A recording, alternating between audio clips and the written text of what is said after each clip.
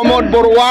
दुलाराय बर' फरायसा आफादनि आफादगिरि थानाय समाव बुंदोंमोन बे हाखौ जावनानै नायोब्ला जोंनि आबै आबौनि बेजोंसो मोनगोन प्रमद बर'नि बा बर' हारिनि आबै आबौ बेजें दङ बे हाखौ दिनै फेरेंगे जेसिबि लानानै एरखुगासिनो दङ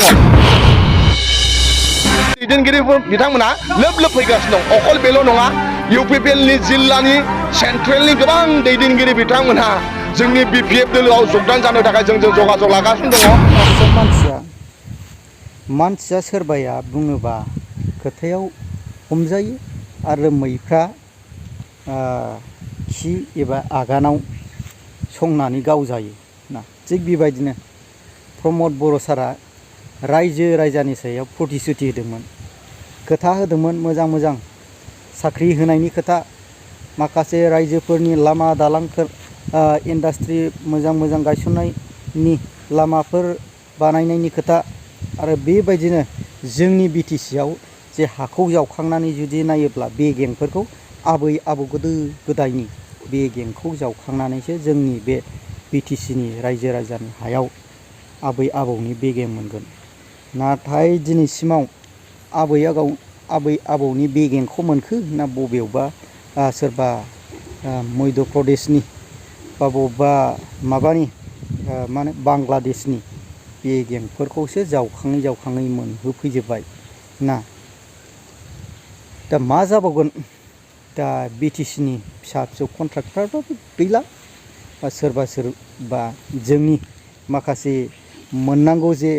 मोनथायफोर बैसोरबो माखासे खमजुरि जालांदों ना जोंनि माखासे पावार एन्ड फांसनफ्राबो खम जालांदों दा कास्टम जे बसुमतारी बे आदाया मा खोथा बुंदों नोंथांमोनहा निस्सय मोनथिनानै लाग्रो रायजो बिपिएफनि फुरा बार बारगासिनो दङ मानाव गेदेर हाग्रामा महिलारि सारखौ शिफ्ट खालामनो आरो बिपिएफखौ पावाराव लाबोफिननो थाखाय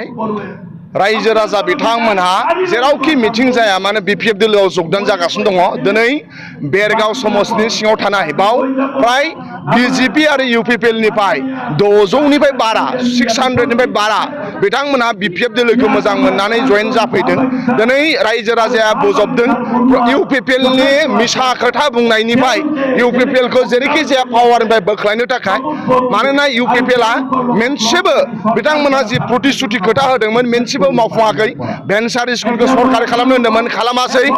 जार्नालिस्टफोरनो 10 कौटि होनो होन्दोंमोन होआसै सेल्फ हेल्प ग्रुपफोरनो 75,000 होनो होन्दोंमोन होआसै हा पाट्टा होनो होन्दोंमन होआसै साख्रि होनो होन्दोंमोन होआसै आबादारिनि थाखाय जेबो मावासै मा होनो लाइमोनफोरनि थाखाय जेबो मावासै एक्स एनडिपि आरो बर' लाइमोनफोरनो साख्रि सोनो होन्दोंमोन सोआसै दा ओंखायनो बै मिसा इउपिपिएलनि प्रतिश्रुतिनिफ्राय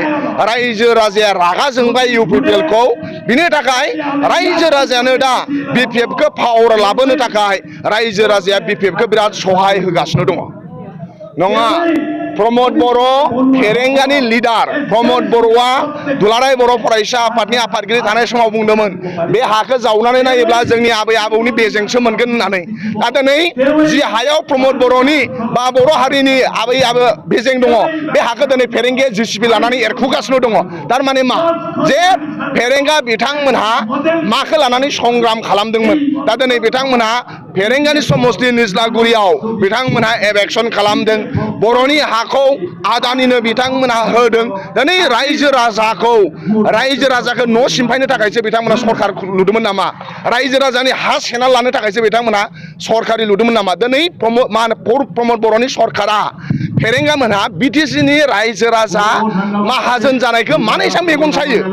गावहाथ' माहाजोन जाखाबाय खालि गावल' माहाजोन जानो नांगौ दिनै लाइमोन सेंग्राफ्रा बिराद खस्थ' खालामनानै साहा बागान खालामदों दिनै लाइमोन सेंग्राफ्रा बिराद खस्थ' खालामनानै बिथांमोना थाइसे थाइनै खामायदों बे खोथाखौ इउपिपिएलआ मालाबाबो हजम जाया मालाय माहाजोन जानायखौ मालाय खस्थ' खालामनायखौ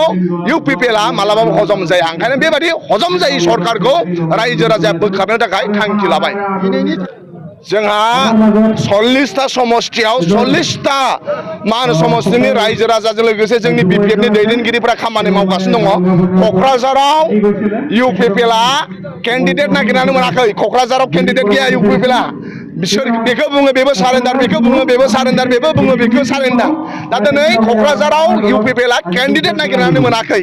दिनै चिरां बाक्सा उदालगुरि तामुलपुर बावबो इउपिपिएलनि केन्डिडेटफ्रा सारेन्डार जाहां जाहांसो जागासिनो दं मानोना मिन्थिखाबाय एबारनि बारा बिपिएफ एबारनि रायजो राजाया गोरबोआव सोनानै लाखाबाय जे बिपिएफखौ पावाराव लाबोगोन होननानै ओंखायनो जोंहा 40 समस्तिनि गेजेराव 40आवबो बिराद शक्तिशालि खामानि मावगासिनो दङ जोंनि दैदेनगिरि बिथांमोना आरोबाव जयनिं जाफैबाय थागोन नामा दैदेनगिरिफोरा क'क्राझार डिस्ट्रिक्टनि बिजेपिनि प्रेसिडेन्ट राजकुमार आदा बिथाङा जोंनि दोलोआव जयेन जाखाबाय चिरां डिस्ट्रिक्टनि बिजेपिनि प्रेसिडेन्ट आरो जेनेरेल सेक्रेटारि बिथांमोनहाबो जोंनि बिपिएफ दोलोआव जयेन जाबाय नोंथांमोननि उदालगुरि डिस्ट्रिक्टनि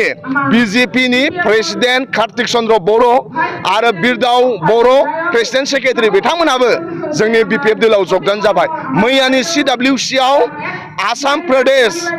स्टेटनि जि एसटि मर्चानि एक्स प्रेसिडेन्ट शिबनाथ ब्रह्म बिथाङा गासै 35 जन गावनि मावथि बिथांमोनखौ लानानै बिपिएफ दोलोआव जगदान जाबाय मानोना बिथांमोनहा मिथिगौ नेक्स्ट हाग्रामा महिलारि सारा शिब जागोन बिपिएफआ सरकाराव फैगोन ओंखायनो सरकाराव फैनायजों थानांगौ होननानै दैदेनगिरि बिथांमोना मिथिगौ ओंखायनो दिनै दैदेनगिरि बिथांमोना लोब लोब फैगासिनो दं अकल बेल' नङा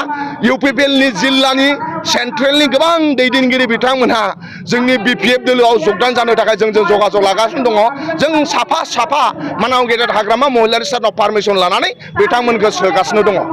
मथा मथि बिपिएफआ एबसुलेट मेजरिटि लानानै सरकार दागोन आङो इउपिपिएलखौ लाथिख' होना खिन्थु बिथांमोना सिंगल डिजिट मोनगोन डाबल डिजिट मोना 10थानिफ्राय गोजौआव थाया बिथांमोना 10थानिफ्राय गाहायाव थागोन इउपिपिएलआ जों नाथाय एबसुलेट मेजरिटि मोनगोन बेहा जोंहा फुल कनफिडेन्स दं मोजां मावनानै दिन्थिनो थाखाय अभार कनफिडेन्ट लानानै बै समाव मोजां खोथा बुंबोदोंमोन नाथाय दिनैसिमाव मा मावखो बा दिनैसिमाव रायजो राजा बिटिसिनि समग्र 37 लाख जनसाधारन रायजो राजानि थाखाय मा मावबोखो दा बेखौ रायजो राजाया नुखाबाय दा फैबाय थानाय जे बिटिसि बिसायख'थि अलरेडि 5 ইয়ার্स হৈ গ'ল তাৰ পিছতে प्रमोद बर' सारि কি কাম হৈছে বা কাম হোৱা নাই ৰাইজৰ ৰাজাৰ নিশ্চয় দেখিছে তথাপিও তা আহাৰ বিটিচিৰ আমাৰ ইলেকশ্যন হ'ব এই ইলেকশ্যনত ৰাইজৰ ৰাজাৰ এনসাৰটো দিবৰ কাৰণে কাৰ লগত চৰকাৰ আহিব ইয়াৰ নিশ্চয় আপোনালোকে দেখিব।